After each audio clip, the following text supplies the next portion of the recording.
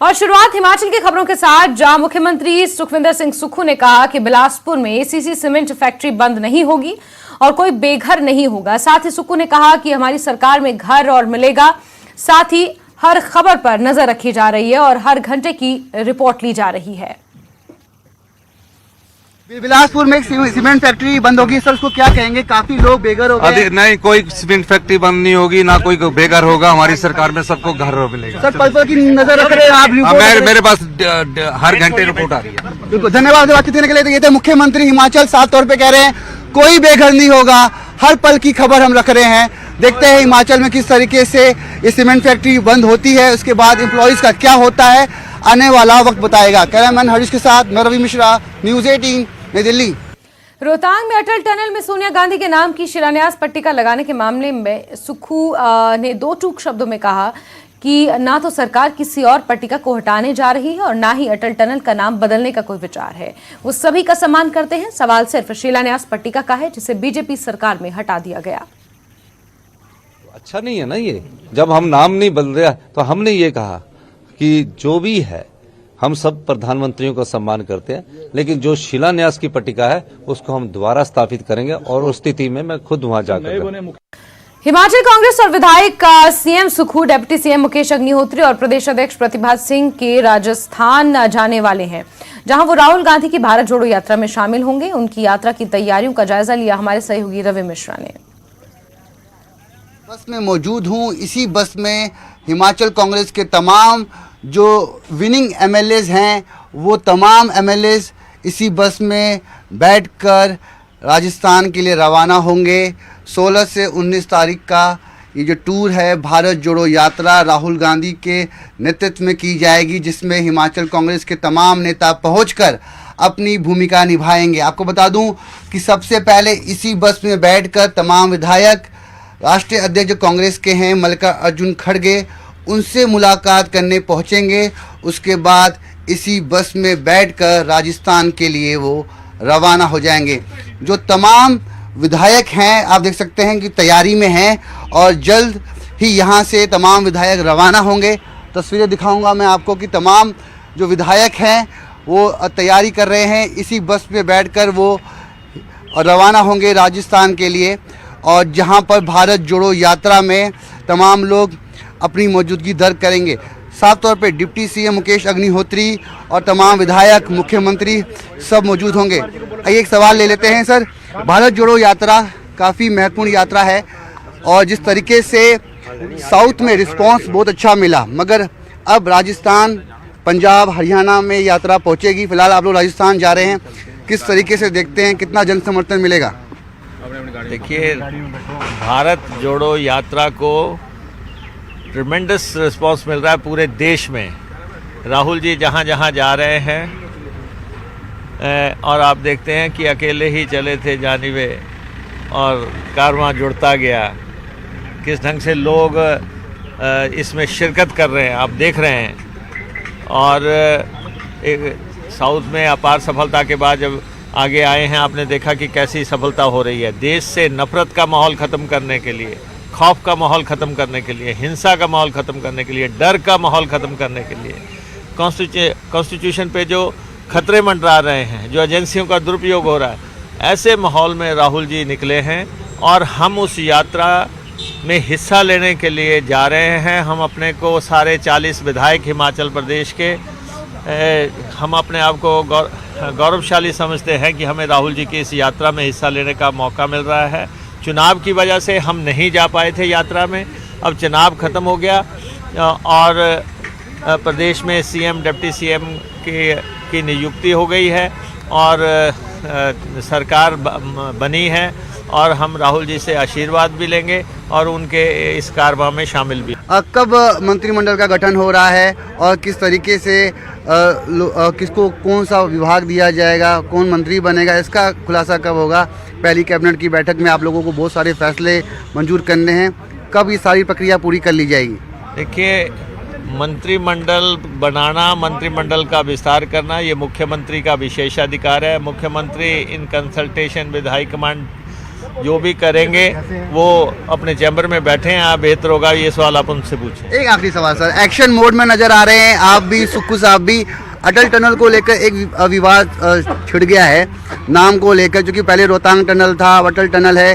किस तरीके से आप देखते हैं, क्योंकि सरकारें तो आती जाती हैं मगर जो योजनाएं हैं जनता के लाभ के लिए हैं, मगर इस तरह की कंट्रोवर्सी क्यों?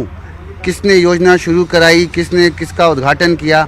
मगर अब तो सब कुछ जनता के हित में, अब सरकार नहीं है, क्यों नहीं आप लोग मूव फॉरवर्ड सोचते हैं आगे की बात? देखो, भाजपा के लोग, मुझे लगता है कि उनको समस्या है इसके नाम पे। कांग्रेस के लोगों को कोई समस्या नहीं है। टनल, रोहतांग टनल जो बन के तैयार हुई, ऐतिहासिक टनल है, उसका नाम अटल टनल रखा गया। किसी ने इस पे ऐतराज़ नहीं किया है, कांग्रेस पार्टी ने इस पे ऐतराज़ नहीं किया है। अटल जी इस देश के प्रधानमंत्री रहे, उनके नाम पे रखा है। और ये BJP is trying to put their words in our mouth. हमने कभी नहीं कहा, हम तो ये कह रहे हैं कि ये जो टनल का शिलान्यास हुआ था वो सम्माननीय सोनिया गांधी जी ने किया था, और उस समय वहाँ पे एक पार्टिका लगी थी सोनिया जी, वीरभद्र सिंह जी की और प्रेम कुमार धूमल जी की। उन लोगों की जो पार्टिका लगी थी उसको गोदाम में रखा हुआ है। प्रधानमंत्री मोदी जी का जो उद्घाटन की पार्टिका है वो वहाँ पे है।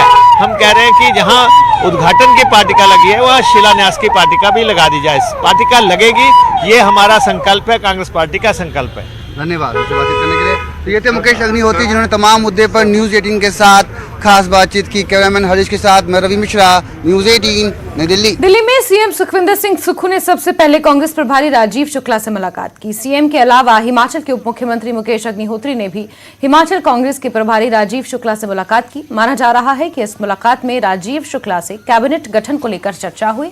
इसके अलावा सीएम सुक्खू और डिप्टी सीएम मुकेश अग्निहोत्री कांग्रेस आलाकमान से भी मुलाकात करेंगे। सीएम सुक्खू राहुल गांधी की भारत जोड़ो यात्रा में शामिल होने के लिए राजस्थान के दौसा भी जाएंगे। यात्रा के 100 दिन पूरे होने के उपलक्ष्य में हिमाचल के सभी कांग्रेस विधायक भी यात्रा में शिरकत करेंगे।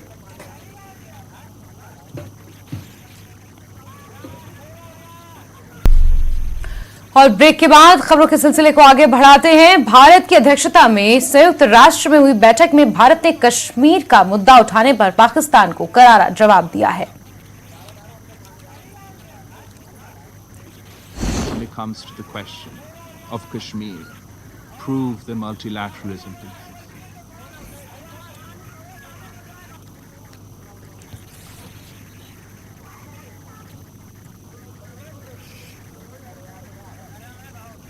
एस जयशंकर ने पाकिस्तान को आईना दिखाते हुए कहा कि उसामा को पनाह देने वाले नसीहत ना दें। भारत आज भी संयुक्त राष्ट्र में एक सत्र की अध्यक्षता करेगा। ये बैठक आतंकवाद से निपटने के विषय पर है।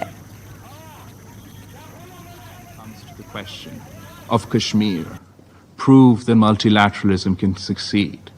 Nor can hosting Osama bin Laden and attacking a neighboring parliament. UN Security Council. If we want to see the success of multilateral institutions, the success of multilateralism, the success of this very council, then surely you can aid in this process and allow for the implementation of UN Security Council resolutions. When it comes to the question of Kashmir, prove that multilateralism can succeed. Prove that the United Nations Security Council, under your worthy presidency, can succeed and deliver peace in our region. While we search for the best solutions, what our discourse must never accept is the normalization of such threats. The question of justifying what the world regards as unacceptable should not even arise. That certainly applies to state sponsorship of cross-border terrorism. Nor can hosting Osama bin Laden and attacking a neighboring parliament serve as credentials to summon. पूर्व CM और JKNC के उपाध्यक्ष उमर अब्दुल्ला ने UNSC में विदेश मंत्री S Jaishankar के बयान का समर्थन किया है। उमर ने कहा है कि एनसी हमेशा पड़ोसी देशों के साथ अच्छे संबंध की कामना करता है, लेकिन पाकिस्तान जैसे देशों को भी भारत की चिंताओं को दूर करने की कोशिश करनी चाहिए। पाकिस्तान ने भी अटैक किया, ये तू-तू मैं-मैं का सिलसिला चलता रहता है। पहले तो पाकिस्तान ने अटैक किया, फिर उस अटैक का जवाब हमारे एक्सटर्नल अफेयर्स मिनिस्टर ने दिया। ये सब चलता रहता है। हम नेशनल कॉन्फ्रेंस वाले हम हमेशा से इस बात को हम दोहराते रहे कि हम अच्छे रिश्ते चाहते हैं। हम पड़ोसियों के दरमियान, चाहे वो हिंदुस्तान चीन हो, चाहे हिंदुस्तान पाकिस्तान हो, नेपाल हो, बांग्लादेश हो, श्रीलंका हो, हम चाहते हैं कि पड़ोसियों के साथ अच्छे रिश्ते हो। लेकिन हम ये भी जानते हैं कि अच्छे रिश्तों के लिए दोनों मुल्कों को काम करना होगा। इकलौता ये जिम्मेदारी हिंदुस्तान की नहीं है। पाकिस्तान को भी हिंदुस्तान की जो कुछ कंसर्न्स हैं, जो परेशानियां हैं, उनको दूर करने में कुछ कदम उठाने चाहिए। पीडीएफ अध्यक्ष हकीम मोहम्मद यासीन का कहना है कि सभी मुद्दों को स्थायी रूप से हल करने का एकमात्र तरीका बातचीत है, इसलिए भारत और पाकिस्तान दोनों को इसके लिए आगे आना चाहिए। आज का मामला नहीं है, बल्कि ये 47 से इसी तरह लिंक चल रहा है कि एक फोरम में दूसरे फोरम में इस बारे में कहीं एग्रीमेंट भी हुई, शिमला माहदा हुआ, ताशकंद माहदा हुआ, लाहौर डिक्लेरेशन हुआ, मामला झुका तो है। ये हमसाया ममालिक है और इन के ताल्लुकात जितने बेहतर रहेंगे जम्मू कश्मीर के लोगों के लिए वो बेहतर है। तो इसलिए इनको चाहे कि आज वो जंग जदल का जो ज़माना चला गया, कई जंगें इस मामले पर हुई मगर कोई नतीजा नहीं आज तक निकला। तशद्दुद या जंग किसी चीज़ का इलाज नहीं है, बल्कि आज दुनिया इफ़ाम तफ़हीम की तरफ और अमन की तरफ, तामीर और तरक्की की तरफ जा रहे हैं। क्योंकि सारा वर्ल्ड जो है इस वक्त गुर्बत में फंसा हुआ है, सारी माली हालात ख़राब है, बेरोज़गारी का मसला है, हमारे नौजवान पढ़े लिखे हैं जो बेरोज़गार है। इस सिलसिले में हमें चाहे कि अमन की बात करें और अमन की तरफ कदम उठाने की ज़रूरत है। वो मुनहसर है इन दो ममालिक पर। जितना ये नज़दीक आएंगे, जितना इनका आपस में तालमेल रहेगा, उतना जम्मू कश्मीर के लोगों के लिए फ़ायदेमंद है। बाकी मसला है, मसला कैसे हल होगा, किस तरह होगा, वो इनका काम है। मगर हमारी ख्वाहिश भी ये है कि अगर एग्रीमेंट के तहत हमारा है अपने गवर्नमेंट ऑफ इंडिया के साथ जो हुआ है, मगर जो कुछ मामलात अभी दोहराए जा रहे हैं एक फोरम में दूसरे फोरम में, इन फोरमों को बातचीत के ज़रिए ही बंद किया जाएगा, इफ़ाम तफ़हीम से बंद किया जाएगा, ताकि दोनों ममालिक सुकून और पुरअमन तरीके से ज़िंदगी बसर करे, तामीर और तरक्की की तरफ आगे बढ़े। उसमें इनकी भी बेहतरी है, खासकर जम्मू कश्मीर के लोगों की बेहतरी। कश्मीर घाटी में काम करने वाले रिजर्व्ड कैटेगरी के कर्मचारियों ने हिंदू कर्मचारियों को टीआरएफ द्वारा जारी ताज़ा धमकियों पर गहरी चिंता व्यक्त की है। रिजर्व्ड कैटेगरी कर्मचारी रजनी बाला की हत्या के बाद ये कर्मचारी 198 दिनों से जम्मू में विरोध प्रदर्शन कर रहे हैं। विरोध करने वाले कर्मचारियों का कहना है कि वो बहुत डरे और सहमे हुए हैं। आतंकवादी संगठनों द्वारा लगातार धमकी भरे पत्र जारी किए जाने के कारण वो दहशत में हैं। उन्होंने एलजी प्रशासन से स्थिति को समझने और स्थानांतरण नीति के साथ आगे आने की मांग की है।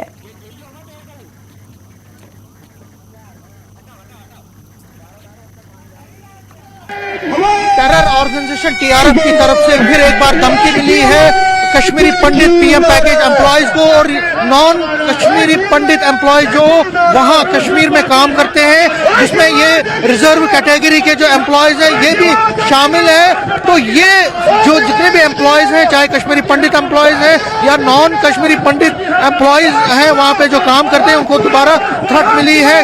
कल तीसरा लिस्ट उन्होंने जारी किया है और कहा है कि वो किसी को भी नहीं बख्शेंगे जो कश्मीर में काम करते हैं, जो हिंदूज वहाँ पे काम करते हैं, उनको नहीं बख्शा जाएगा।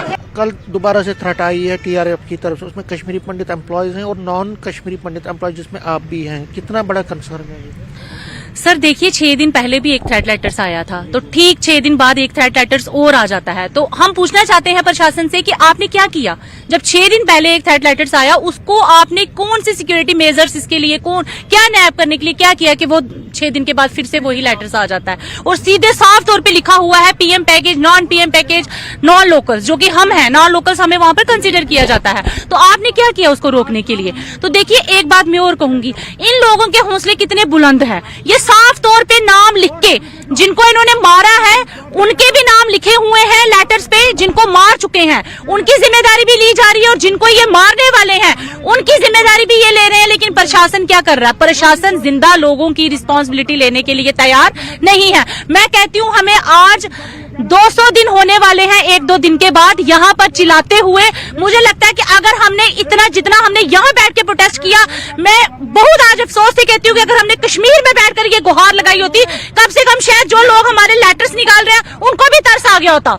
लेकिन प्रशासन को हमारे ऊपर कोई रहम नहीं है। वो चाहते हैं कि ये लोग वहां जाएं और टारगेट किलिंग का शिकार हो जाएं, फिर हम शहीदी दिवस मनाएं।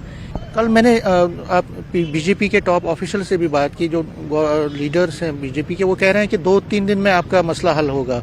इधर से लिस्ट जारी हो रही है, कितना असमंजस में है आप, और आपको अपना फ्यूचर क्या लग रहा है? सर देखिए, जहां तक बात रही बीजेपी के अध्यक्ष की, वो 2-3 दिन नहीं, 2-3 महीने से हमारा मसला सॉल्व कर रहे हैं।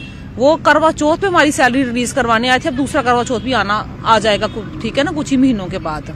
तो 2-3 दिन उनके कब पूरे होंगे, हो जाए तो अच्छी बात है। हम भी उम्मीद लगा के उनसे बैठे हैं, अब भी उनसे बात करते हैं कि अगर आप आज जिस पोजीशन पे बैठे हैं, जिस पोजीशन में आपकी गवर्नमेंट बैठी हुई है, उस पोजीशन में लोगों ने ही पहुंचाया है, संविधान ने ही पहुंचाया है, और किसी ने नहीं पहुंचाया है। तो आज हम उनसे पूछते हैं कि हमने इस दिन के लिए आपको पहुंचाया था कि आज आप हमें करवा चौथ का बोल के जाएंगे, तो इधर नया साल भी आने वाला है, फिर भी हम सड़कों पे बैठे हुए हैं। क्या हमने आज आपको इस दिन के लिए बिठाया था कि हमारे बच्चे जब गुहार लगाएं, हमारे माँ बाप जब मीडिया में आके रोना शुरू कर दें, तो वो 2-3 दिन पता नहीं कितने दिन हो जाएंगे। और रही सबसे बड़ी बात, ये लेटर्स आ रहे हैं, थ्रेट लेटर्स आ रहे हैं, ठीक है, इनसे इंसान डरता है ना, इनसे इंसान डर लगता है, लेकिन उससे भी ज्यादा डर पता कब लगता है सर? जब अपनी ही एडमिनिस्ट्रेशन सेफली प्ले करे और अपने हाथ पे हाथ रख के बैठे रहे, तब ज्यादा डर लगता है। इस चीज से कोई भी नहीं डरेगा। अगर एडमिनिस्ट्रेशन अपना रोल सही प्ले करे, हमारे साथ खड़ी रहती ना, हम इन चीज से नहीं डरते। लेकिन हमें आज ज्यादा डर इसलिए है क्योंकि हमारी एडमिनिस्ट्रेशन सोई हुई है। तो मैं सोचता हूँ कम से कम प्रशासन में बैठे लोगों को ये देखना चाहिए कि आज तक जो सोर्स इसका है, अभी तक उस पे ऊपर कार्रवाई नहीं हुई, तो थ्रेट लेटर को निकालना, फिर टारगेट किलिंग को रोकना, ये बहुत बड़ा प्रश्न है आज की स्थिति में। और मैं दूसरी बात ये कहता हूँ, आज की स्थिति में सबसे बड़ा सेफ जो है वो ये है कि इनके लिए एक ट्रांसफर पॉलिसी बननी चाहिए, और जब तक कश्मीर में हालात में कोई बेहतरी नहीं आती है, इन थ्रेट लेटर को रोका नहीं जाता है और इनके लिए सेफ और सिक्योर अकोमोडेशन की बात नहीं होती है, तब तक इनको फोर्स ना किया जाए कि ड्यूटी को रिज्यूम करें। जो एम्प्लॉयज़ हैं यहाँ पे, नॉन कश्मीरी पंडित पीएम पैकेज एम्प्लॉय, जो रिजर्व कैटेगरीज के एम्प्लॉयज़ हैं, इनका भी ये कहना है कि ये सहमे हुए हैं, बहुत परेशान हैं, और जिस तरह से बार बार टीआरएफ की तरफ से ये लिस्ट जारी हो रहे हैं, उसके बाद सरकार को जागना चाहिए। इनके लिए जो ट्रांसफर पॉलिसी का जो एश्योरेंस भी मिला है एलजी एडमिनिस्ट्रेशन की तरफ से, उस पर जल्द से जल्द कार्रवाई होनी चाहिए, ताकि इनकी हिफाजत हो सके और उनकी जो फैमिलीज़ हैं वो भी राहत की सांस लें। कैमरामैन आशू के साथ में समीर भट्ट, न्यूज़ 18 जम्मू। और वर्ल्ड टॉयलेट डे के बेहद ही खास मौके पर नेटवर्क 18 ने रैकेट के साथ अपनी मुहिम मिशन स्वच्छता और पानी के तहत 8 घंटों का एक ग्रैंड टेलीथॉन आयोजित किया, ताकि देश में स्वच्छता के स्तर को बेहतर बनाया जा सके। इस मौके पर देश भर से सरकार के प्रतिनिधि, मशहूर शख्सियतें, बदलाव लाने में जुटे लोग, स्वच्छता कर्मी और बुद्धिजीवी एक मंच पर जुटे और यह भरोसा जताया कि स्वच्छता के लक्ष्य को हासिल करने के दौरान देश के हर नागरिक को साथ लेकर आगे बढ़ा जाएगा। आइए नजर डालते हैं टेलीथॉन के कुछ बेहद ही खास पलों पर।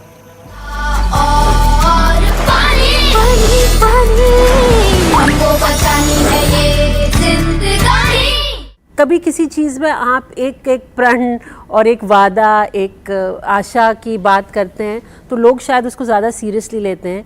ये जो इशू है ये बहुत ही अहम, बहुत ही सीरियस इशू है, स्वच्छता, पानी, इसका नाम ही है मिशन पानी। So yes, I am so happy कि मुझे इसकी जो कोर टीम है इसमें शामिल किया गया, ताकि हम बहुत सरलता से और दृढ़ता से ये बात कह सकें कि भाई हमें ये काम करना है, हमें पानी बचाना है, हमें स्वच्छ रखना है और हम इसकी ऑलमोस्ट भीषण प्रतिज्ञा लेते हैं।